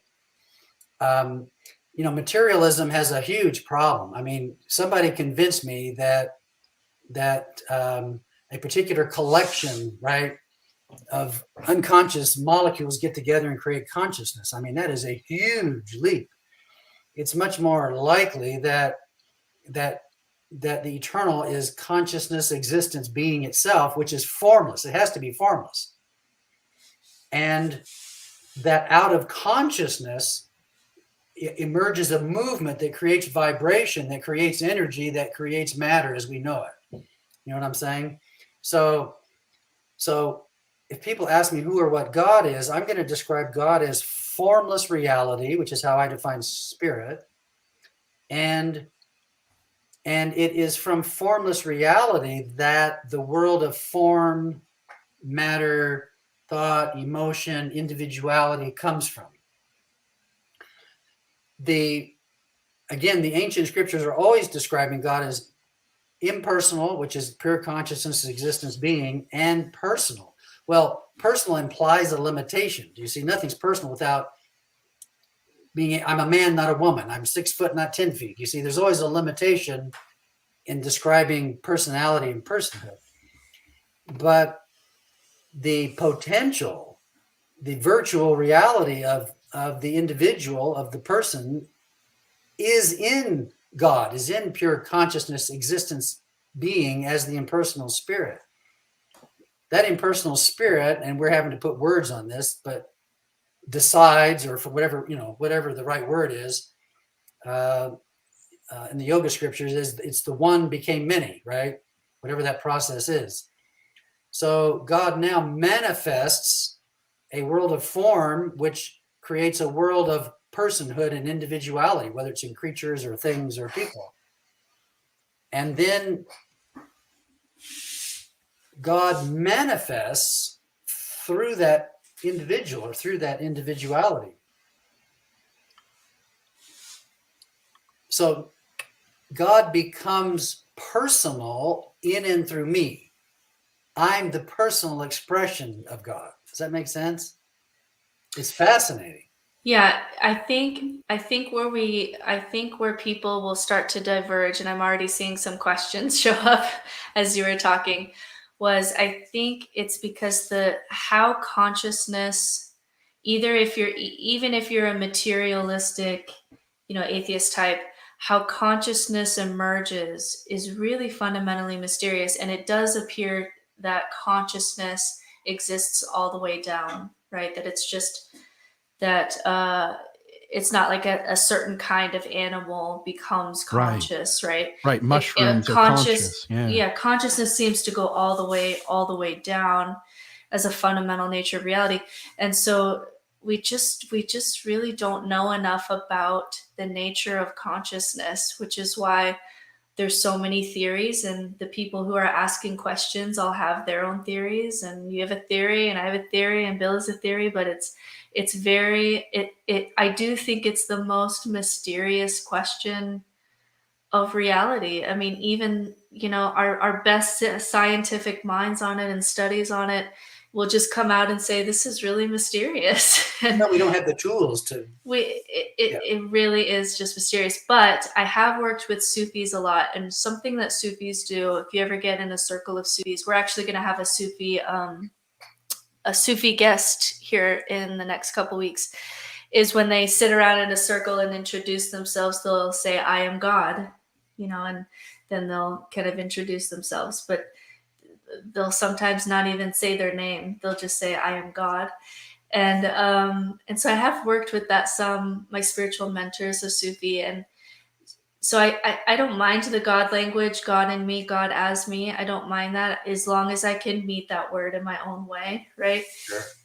And I think as long as, because we all people may call it something different, but the place that we're talking about, that people have called God since for thousands of years, we all can experience that, or that's our highest fundamental transcendent reality. It's our highest ethic even can act as a God, right? This is our sense of what God is. So I think as long as we're able to all meet that word in our own way, I think it can be powerful to do that. Yeah. I summarize this as God needs me. I don't have the boldness to say I am God, but God needs me as much as I need God. The language is flawed here, right? Need, but I can't think of another way to say it. In other words, I need access to this impersonal, formless reality. God needs access to the personal dimension through me. And the personal dimension is going to be healed and blessed and redeemed through us. You see, it's God working. They are personal problems. God, this is imputing personality, right? God is trying to solve through persons. It's my responsibility to do the healing, to do the blessing, to do the... Yeah, I hear that argument a lot in open and relational theology, which is another guest that we have coming up, who this is where we talk about the co-creative nature of God, just the relational nature of God. I think the issue that I have with that sometimes is that, when you say something like, someone's sick, and people will say, oh, we're working with God to heal that person. We're praying, but we're also doing all these science things to save them. We're washing our hands and doing surgery on them and bringing them things. And we are God. The problem is, like, if you take God out of that equation and just say, we are doing this for someone, we're trying to help them and heal them and make them better, you can still get pretty far. And so the question becomes, is this God working through us, or is this just us? Yeah. That line is really hard to really nail down. Stuff gets mixed in there, I feel like. Yeah, and I think of this more in terms of just the tragedy of the human condition. the poverty, the cruelty, the problems that really cause people to believe there is no God, right? Because if God is good and loving, he couldn't allow this. I mean, that's the big philosophical issue here. Well, as formless reality, God doesn't do that or can't do that. It's done as God is in me and as me. And well, anyway, I don't want to get too in the same way, right? I'm the hands and arms of the connective energy of the universe in my expression. So I do the work of that creative in my energy. circumstance. And And I think there's a bigger picture here. I mean, I think we're in a transition phase, but the idea is to ultimately bring what we would call material existence, formed reality with formless reality into a harmony that reflects the core of the nature of reality. Which that was a good bridge statement, Bill. I think that tied that up. And it goes back to when he did the negative practice where you start subtracting things. It's because the moment you name it, you've missed it. So as you pointed out in an earlier episode, Britt, we don't have language yet. Language is it falls so short of conveying the reality of what the idea is in our head. And in this space, particularly, anybody who comes along and says, I've got the right name for it, here's what it is, they almost always are missing the mark and causing additional trauma to the world. And so the negative subtraction works because no one knows how to name it. So we just start taking things out and knowing it's still there, whatever it is. It's a whole nother way of dealing with these concepts, which is Phil's putting it in his language, but he is speaking. There are people in the comments who are seeming to dismiss what Phil's getting at. And I'll stand up for you, Phil. No, I'll stand up for you, which is these practices work. They point you towards something bigger than you, or you bigger that you didn't know.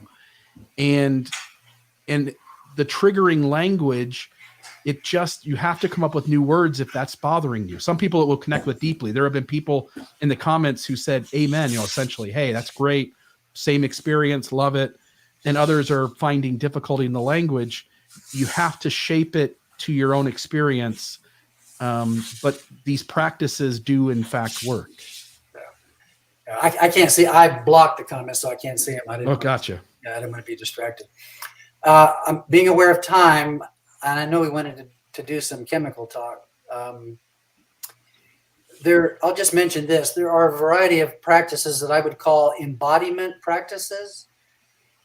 So instead of really trying to transcend the limitations of physical sensation and thought and so forth, the idea is to go deeply into it.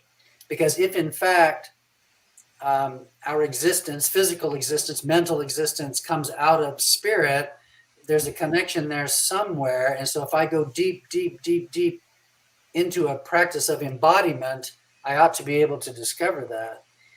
And so some will use vibration or chanting or music or as a way of going deep into the body.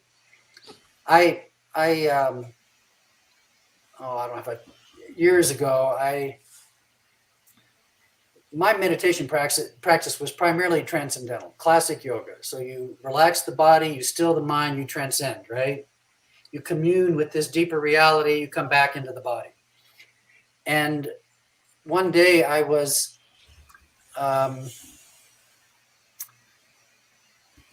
putting my attention and awareness within the body, and instead of moving right into my practice, I just decided to stay there for a while. And I had just watched the movie Hoosiers the night before. So do you know Hoosiers with Gene Hackman, the basketball team? Okay. So twice in the movie, he says, I love you guys. And at the end, when the camera's in the gym and it's moving in on that small basketball team, the movie ends with Gene Hackman saying, I love you guys. So that was at the back of my mind. So I'm meditating the next morning and my attention's deeply within the body, and I'm thinking about my body, and I'm thinking about the the molecules and the cells and the atoms and all of this intelligent activity going on that gives me life and the experience of life. And so why this happened, I don't know. But in my mind, I was feeling so connected to all these elements of my body. I said, I love you guys. Voice of Gene Hackman. And I'm not exaggerating when I say this. Every cell or atom in my body responded. It was such a powerful explosion is the right word. It was such a powerful manifestation of energy. It was almost more than my nervous system could handle. And I suddenly realized, whoa, not only is there life in my body, there's responsive life, there's intelligent life. And I spent the whole rest of that meditation not transcending, but going deeper and deeper into body awareness. And in yoga philosophy, there's spirit, formless reality, and then there's form reality out here. Well, in the middle is prana. In the middle is life force, life energy. And if you can link into that conscious awareness of that life force, that intelligence and energy that makes life work, and you go deeper and deeper into that, what I suddenly discovered was I popped out in the same place the other way. I popped out in pure awareness, a consciousness of pure awareness and being, but I'd done it through and in the body, not by transcending the body. Whole different pathway. So I try to get people to, some do this easily, some don't, but to use their breath to move attention and awareness through the body, head to toe or front to back, however they do it, and do it long enough where you can start to feel the energy and the life that's literally present in every cell of your body. Just a little practice, you can start to feel that. And if you abide in the consciousness of that life, of that force, of that intelligence and energy, you suddenly realize, wait a minute, I am more like that than I am this, right? 5 fingers, 5 toes. The real me is more like that combination of intelligence and energy than it is the manifestation of that. Does that make sense? Yeah. Do you feel like this is an area where Christianity is lacking, or at least, it has to pull from other tools, from other wisdom traditions? Because whenever you have, and this happens kind of in our Puritan forms of Christianity, whenever you're trying to subdue the body in order to go to a transcendent place, whenever you're trying to subject the body, it's the body is weak, but the spirit is willing, that kind of language where you're trying to overcome the body. Do you think that is a stumbling block for Christianity? Well, certainly, because so much of Christianity is based on discipline and control, assuming the body, there's evil. Mm-hmm. I'm not saying there's not evil in the big picture, but assuming the body in and of itself has a certain evil and carnality, right, devilishness mm-hmm. in it. Mm-hmm. And so it's got to be whipped. Literally whipped, right? Mm-hmm. Or controlled through mental discipline. So there's always this tension and resistance. Well, tension and resistance is always going to block you from awareness of spirit, right? From awareness of formless reality. From awareness of the deeper reality. So, that's why, it's relaxation, it's calmness, it's openness, it's surrender. And that can be done in and through the body. But I think you're probably right. There has to be an acceptance that this body is a manifestation of divine life. I screw it up. I can do evil things with it. But in and of itself, it's a creation of the Creator. It's a manifestation of the deeper reality, and as such has value and worth and meaning and purpose. So the body needs to be honored, cherished, appreciated, nurtured, because it can be a vehicle for spiritual awakening. I love that. I feel like that message is missing in some of our American forms of Christianity, especially. Yeah, I agree. So those are kind of the practices I usually share with people who are, having a hard time in meditation, need a glimpse of the soul. That's the idea, to get a glimpse of the soul. Aha, that's what this is about, see? now I know where I'm headed in my practice. So that's helped a lot of people that are in that stagnant phase or discouraged phase. I think that's beautiful, and I hope that all those practices will be online in nice classes on your website soon, right, Phil? Oh, accountability and responsibility. I'm gonna hold you to it, man. Britt, how time-wise are you? I'm Where do you okay. need to? You're I'm good? okay. Let's keep going. Yeah. Oh, Okay. I'm fine. I wanted to stick with your 2-hour window. Yeah. We'll be close to that, I think. All right, I'm ready. All right, let's branch off for a moment. So those exercises, those practices, again, more than half of them I've had profound experience with, and absolutely would point people to try them, because I think if you, and just a simple, like you say, just a few minutes with any of them, maybe one or two of them won't work for any given person, as you pointed out. I think the majority of them would work for anyone who put seriousness into them. And maybe I'm over speaking there, but I think that would be the case. We wanted to talk for a moment about drugs, specifically psychedelics. The last time you and I had a conversation, Phil, which was an earlier episode of the Almost Awaken podcast prior to Britt joining up. And I don't know, Britt, if you ever listened to that episode. Yeah, I did. You and I were pushing back against each other because I consider you a very wise voice. And yet it seemed like there were places where you weren't making space for a different approach that I found, at least in my own life, deeply valid. And so one of the places we were talking about was psychedelic drugs, because I don't have a meditation practice. I've meditated. I've spent time with a few people in workshops and things who have pointed me to meditate, and the experience was added. It added to what was going on, but I just am too lazy to get up 20 minutes earlier, to go to bed 20 minutes later, to waste my lunch break, not wasting it, but Sure. spending it where I don't want to spend it, right? So drugs have been that. One thing I've used is ayahuasca, and that would be its own podcast. Maybe someday, Britt, you can entertain me and we can talk about that. That's going to another planet. But mushrooms, LSD, cannabis, other things. And I'm, for the first time, kind of announcing that on this podcast. So we'll see what comes of that. But you had asked me the other day, Bill, have you read The Immortality Key? Which I wanted to, it's Brian Mira Rescue, who's the author of that. And he's suggesting that the mystical experiences found in religious canon should at least be examined as possibly being caused by psychoactive substances. And he provides a ton of evidence that says, at least in lots of cases, that is what happened.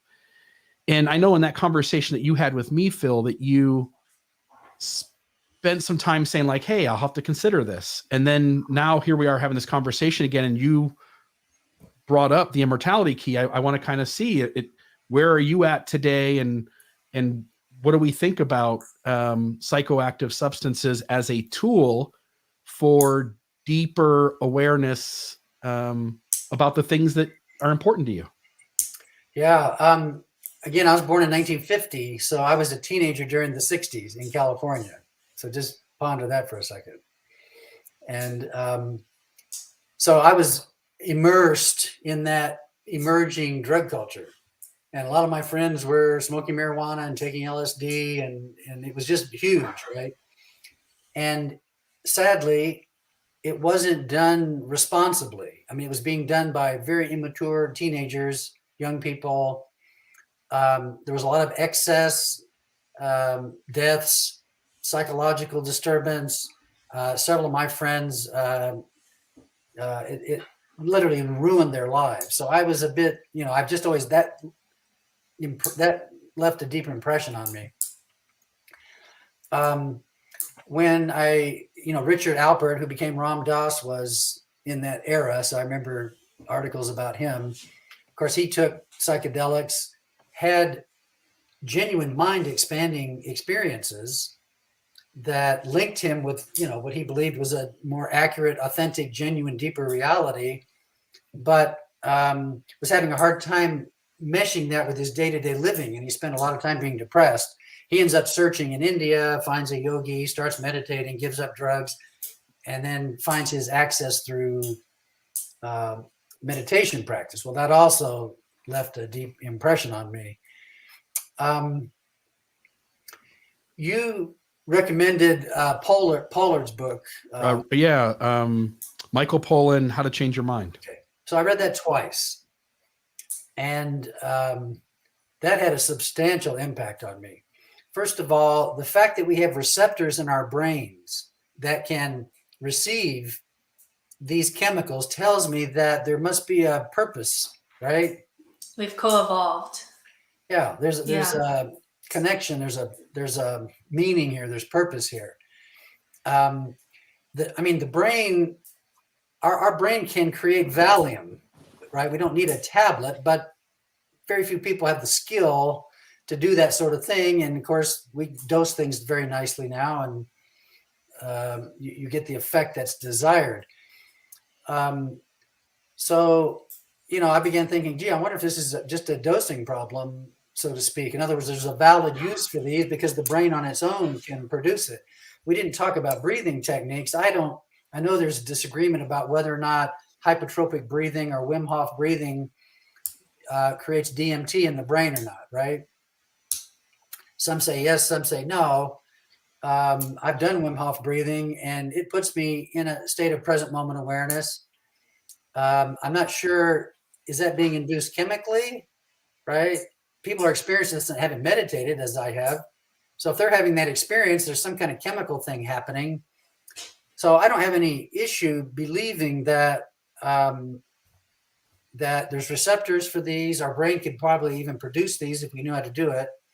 In some ways, we seem to maybe be accessing those chemicals. And those chemicals are present because they do allow the brain to expand its function, to not be just completely absorbed in outward attention into the material world, but to open up its potential and its function for accessing and discerning and perceiving, what we're calling the deeper reality.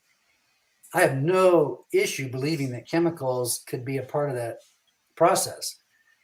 There was a time when I was meditating, and I could feel things happening in my brain. I mean, in my yoga tradition, the belief is, the teaching is that the practices that we do literally restructure the brain in such a way that it's refined in such a way that you can perceive pure awareness and pure consciousness. So changes in the brain are taking place. And I've had my brain imaged by a guy who does this, and he can point out the areas of my brain that have changed to be able to process higher states of awareness. Now, when I experienced this, I experienced it as electrical. I could feel movement and tingling, and it felt electrical to me. It could very well have been chemical. Does that make sense? So I'm right after I read, after the second time of reading How to Change Your Mind, where he talks about really valid use of psychedelics, scientific use of psychedelics for productive ends, whether it's expansion of consciousness or it's, use with dying people or people with certain diseases and so forth. After I read that, I had about 20 minutes where I thought, dang, I need this experience so I have knowledge, right? I need to partake. I need to partake of the fruit that I might have knowledge. And so I sent you a text. I don't know if you remember. I said, hey, where do people get this stuff? And you were very. That's the hard part. That's the problem. You have to meet a 40-year-old man in a trailer out in the middle of a field, and he's not stable. So that's where it gets sticky. So then you can go to Nevada. To get some of it. You can make a little trip to there. But anyway. So I'm thinking about that for about 20 minutes. Well, then I went back through the book where I'd made notes, and I suddenly realized. It took me 20 years of daily practice, but there were few, if any, cosmic experiences I hadn't experienced in meditation without the light show, okay? Without extreme phenomena in terms of light and maybe sound and motion and so forth. anything substantive that he described in that book I had experienced. So I thought, gosh, I'm not sure I even need to do this, go through the whole exercise. So I just decided, no, I'm not going to do it. I didn't feel like I would be missing anything or not have any knowledge desired. Now, it's certainly unfair for me to say it's wrong to do that and you need to do it my way, spend 20 years and come back and report. Well, that's absurd. Especially with things like depression and PTSD, where we're seeing such great results. Tell someone, just meditate 20 years and you'll feel better. Like, oof, that's a tough pill. That's a tough pill to swallow. Yeah. When I was working in hospice with dying people, I tried to do some meditative things with them. But man, when you're panicked and fearful and nausea and in pain, no, there's just no way to attend to that sort of thing. I would use music and binaural beats and different ways to try to calm people's brains. If I knew the right dose of whatever chemical to use that would relieve fear and pain, I would certainly do it if that was their choice, So you have shifted some, you would say then? I really have.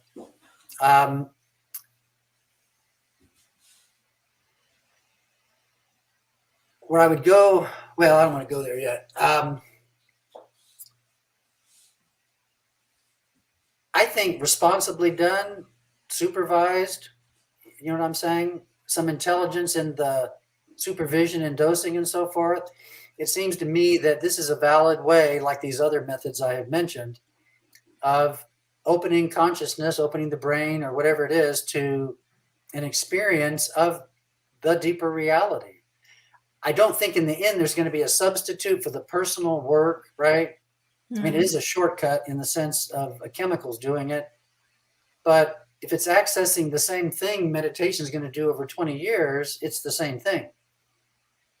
And if it opens that window where people realize, wow, there's a reality here that's not limited by form and time and space, that seems valid to me. And I still think, I don't know that just repeated doses of that is going to result in the mastery of states of consciousness. I mean, in the end, I don't think you want to be dependent on chemicals in an artificial way, outside induction.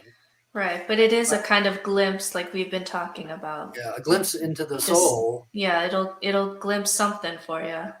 And then when you move into let's say what I'm calling a spiritual practice, hey, I got the vision, right? I know there's a formless reality out there. I know there's a, however you would describe it, there's a state of being or consciousness or experience beyond what I normally experience in the body. Yes. And I think then a reasonable spiritual practice would maybe discipline that and develop within yourself a mastery of those states of consciousness. So I have a question for you, Phil, then. This is on this subject, but I need to set this up a little bit. So my master's degree is in the future of American religion, and something that's really interesting, so I'm always watching, like, what does this mean for the future of religion? So moving now to like what you're seeing, you've been watching religion and the world of religion and spirituality for many years now. And what we have is we have the Harvard Divinity program that is now creating a program of psychedelic studies under Harvard Divinity. We have churches in Portland that are doing an ayahuasca sacrament. We have this kind of reawakening, some of it just from experience with these plants, and some of it from these studies and these books that are showing, hey, the roots of this religious and mysterious and mystical experiences, we now have tested some of these holy cups and holy sites, and there's definitely traces of, some psychedelics going on here. So all of that, kind of coming back into public discussion. Do you see that the future of religion is going to be reclaiming psychedelic use in order to revitalize religion, since it is in some senses dying? It's boring. The kids aren't going everyone's bored, nobody's getting anything out of this kind of response that we're having to religion. Is psychedelics a way to reanimate religion, so that you're having these experiences like we used to in tribes and holy times? You would have a psychedelic experience as your tribe, it would connect you, and then you go about your daily life, and you're not dependent on it. But do you see this as the future of American religion? Boy, I have no way of knowing. It does seem like in many places it's becoming desperate. The function of certain churches and religions, they're losing and they're losing many members in many cases because it's not value added spiritually. They're not having deep, rich spiritual experiences. Bill, I'm sorry, I sidestepped the immortality key, but in the immortality key, there's some pretty big claims there. I mean, he's essentially saying the foundations of religion, spirituality, reason, science, agriculture, Western civilization, is all the fruit of the discovery of these chemicals that expanded consciousness and allowed people to move forward with an expanded awareness with creativity and so on and so forth. Yeah, I'll just jump in here for a second, which is when I did ayahuasca, there were 14 of us. We were indoors, and usually it's, again, when it's practiced in certain places, it's outdoors. It's always with a shaman. You can't do it on your own. You wouldn't want to do it on your own. It wouldn't be a recreational thing where on a Friday night I take it and see what happens. All 14 people went to different places. Some people were meeting their deceased ancestors. Other people were confronting their abuser with some trauma. Me personally, I went on this really cool vision quest where I recognized how ritual is created, why tribes do certain things. Like I felt like I learned 50 books worth of material in a 5-hour, moment of my life. And I think the secret, Britt, I think what you're pointing to, I think there's truth to this, that you're already seeing religion dying and the use of psychoactive substances as healing tools increasing. And my experience that night, and on other occasions, but profoundly on that night, is that when you give people a chance to dive differently into reality, and you teach them that their experience is for them and it isn't a therefore for the whole group. Because I think that's what religion does. Religion takes a mystical experience by one person and imposes it as the therefore for everyone. And because to some degree, much of what's going on in your head in these moments is fiction and other parts of it are reality, and you're now seeing the world with a different lens, it becomes clear that whatever experience you're having is individualized to you. And there's overlap and there's things that are completely contradictory.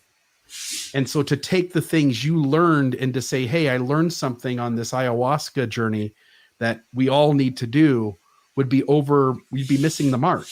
But what the cool thing is that happens, all 14 people had the chance to have a different experience and then come back together and say, here's what happened to me. And so the space for learning was exponentially greater, right? If I go to church and we hear a talk given, yeah, there's some difference and we might all have a different need met, but there's also a ton of overlap. In these experiences, it's so much individual. It's so specific to a person that everybody comes the next day meeting back together, essentially having been on a different vacation, And so the learning is, I think, profound as well. I couldn't speak highly enough. Again, I also want to just throw in the caveat that some of these substances aren't safe for everyone. Right. If you have some issues with perceptions of reality not being stable, schizophrenia, extreme bipolar, those kinds of things, depression is another one, severe depression, you want to maybe steer clear. If those things don't affect you, again, you go get your own advice and decide whether or not you do or don't. But most people, again, I would guess in the 95 to 99 percentile, have little issues with them. And for those who take them, the experience, it becomes crystal clear. The moment I had some of these experiences, when Paul says, whether in the body or out of the body, I cannot tell, Right. I can completely relate to that. Right. When certain people claim visions or mystical experiences, I can completely get that. During my ayahuasca experience, I spoke to aliens in a cave. They didn't give a crap about me. They were just doing their own thing. They weren't negative either. They were just doing their own thing. And I was in the cave with them. And I just learned so many things that night that I can't help but consider that a profound part of why I think the way I do today. Well, if the Anyway, world's blowing up and they anecdotal. come to save you, I hope you'll give me a call. Yeah, I don't think they're real. It was my brain, just like in your dreams. When you have a dream at night, you've got stuff going on inside. And sometimes your dreams are a way to resolve that, but it's with a fictional story around it. And Right. sometimes these tools give me a chance to see my world, but from a different lens. And that new lens makes a world of difference. When I sober up, I am different profoundly. And I am now prepared to go out into the world differently. I think that's the really interesting thing. And to some people who think that this is in the same categories as, I would even say, marijuana or alcohol, you don't see people at the end of their lives saying one of the most transformationally, spiritually important, some people even say the most spiritual experience of my life is an experience with psychedelics. People don't say that about getting drunk with their friends. They don't say that was the pinnacle of their life, right? And so there is something going on here that, to be honest, we still don't fully understand yet, but it seems to be that we've co-evolved with these things. And it also seems that religion has been influenced by psychedelics much more than we realized historically. And so it begs the question whether, how this is going to be reintegrated back into society, hopefully in a more healthy way than how you talked about growing up in the 60s, Phil. So it's very interesting to me. For me, my experience with psilocybin, it just felt like 10 years of therapy.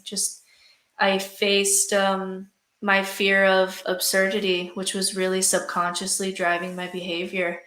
And I faced it, and I mourned some things that I needed to mourn. And I really came out of that, like Bill says, fundamentally different, fundamentally more whole. In religion is also scared of making it safe for us to have these mystical experiences without them being able to lay down the collective law on what these things mean for all of us, right? Well, it brings up this comment that someone says here, that's what scares me, psychedelics mixed with indoctrination. Yeah. That's where you get actual drinking the Kool-Aid kind of stuff, which, that is scary. That is something to be aware of. Yeah, the secret is we've got to find a way to maybe integrate this in a healthy way, because there seems to be something here. Yeah, the phrase I always heard when I was doing some of these things is the medicine is the teacher. And so anytime another voice tries to tell you what any of these things mean, you'll make your own meaning from them, and that's the meaning that needed to be made. The medicine is the teacher. And it bears fruit or it doesn't. You know what I'm saying? I mean, what came out clearly in those books were the positive impacts, the life transforming impacts in a positive way that caused positive change in a dramatic way. Whether or not, it's kind of fun whether or not Jesus had a spiked Last Supper, you know what I'm saying? That's at the edges of that's at the edge. Yeah. My personal experience is I don't believe he would need that. The question is whether or not in the early Christian church, as were in other movements, clearly who use psychedelic drugs, did they do that as a way of opening the door to the deeper reality that they could then be pursued in other spiritual ways or with other spiritual disciplines? Yeah, that's the historical question of Christianity's. Is Christianity's success due to the Greeks opening up this Right. kind of window into eternity and dying before you die, right? And then you put Christ on top of that, Right. and it just integrates and explodes. So And see, it's an interesting hypothesis. yeah, but it's impact. It's real impact. It's not listening to a dull sermon or a Sunday school lesson, right? No, it's real. And being told what to do. This is impact that transforms and then you can follow up on. I mean, that's my experience with contemplative prayer and meditation. On at least 2 occasions, Phil, I was profoundly different after than before. I just couldn't imagine who I am today without at least those 2 experiences. Yeah. Well, let me report something that's kind of in the ballpark here. I've had some meditation students that later come back to me and start reporting all kinds of craziness. They'll go into meditation. They think they've either created or they think they've seen a vision. They come to certain conclusions about it. Their lives are nutty. Yeah. I mean, somehow that, which is supposed to be relatively safe, is producing people that are fantasizing and they're self-deluded. They've used an alternate state of consciousness to somehow fulfill ego needs to have special knowledge or be in control of others or to have powers that others don't have. And they're making all kinds of excessive claims that are, to me, obviously nonsensical. So, it doesn't even take chemicals for people to right. That seems to be universally human across the board. So how that would be integrated into the future of religion worship. Wow. It's already being done, by the way. There's already religious sects that are coming up that essentially use magic mushrooms as their sacrament, right? Like this is already happening, and it's growing while religion, the old form of religion, is dying. Yeah. I think as drugs become legalized across the country, recreational and otherwise, people are going to have the experience, recognize the value, and it will continue to grow. Yeah. I'd love to have this personal knowledge. I'd like to see these groups and see the individuals, see what the result is over time. I just don't have that. We don't have that now, but anecdotally. Boy, that would be fascinating to study. Yeah. I do have to run. I got to pick up a kid from school. Anything else from you guys here? I'd love to revisit this at some point. Maybe a couple months from now, we can sit back down and really dig into it. Just one last thought here. I really do think at first, expansion of consciousness and deeper perception, what I would call deeper spiritual perception, does seem to occur as a result of changes in the brain and the expanded use of the brain. I mean, the brain and the nervous system, as it has evolved, clearly was intended to go both ways, to help us explore the material world and to help us to discern the deeper reality, the formless reality. I think what I'm discerning now, and again, you just don't know, but my experience is now that the spiritual perception that took place as a result of refinement of the brain is now occurring beyond the brain or outside the brain. So that leads me to believe death, my brain dies, but the consciousness isn't going away. Does that make sense? It makes sense. I don't know that I believe it. I don't think Bill and I are there yet. And that's fine. And I'm not there yet. In other words, I feel this is a new opening for me, and I'm trying to understand it and receive it and develop it and then assess it, right? I'm not at the place where I can come to a firm conclusion, but where this seems to be heading is the brain and nervous system was needed at first to make that connection. But because we came out of this and our formed life came out of this pure consciousness existence being, that is a part of me, and that is also present to be able to have that experience and knowledge and discernment. So I guess I'll say hope. I'll keep it in hope. Yeah. What I'm hoping here is that even when the brain dies, that consciousness doesn't flicker out because it was substratum anyway.